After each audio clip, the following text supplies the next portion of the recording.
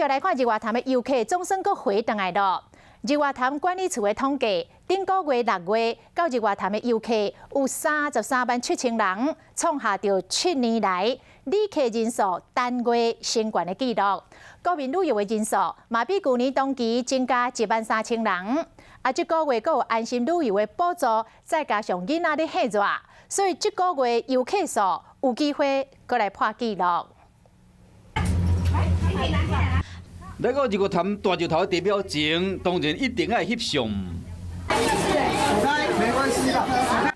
要这间店店员的手拢无停，最近日月潭的人潮有转来啊，做生意的人真有感觉。差不多1倍以上。卡车业者讲，租车的人变较侪啊。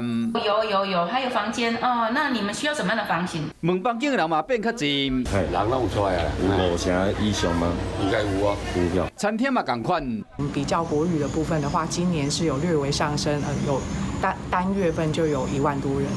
日月潭国家风景区管理处统计，今年6月份日月潭有33万7千名的游客，是7年来旅客一个月新冠纪录。国旅的人数比去年同期增加1万3千人，7月份的人数还未统计，有可能会更较悬。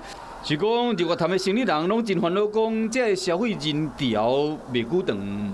因为大概有振兴券的关系，现在生意会比较好。国外游客不能进来，当然是非常担心啊。你暑假可能过完之后，游客就又恢复以前这样，上班上课了。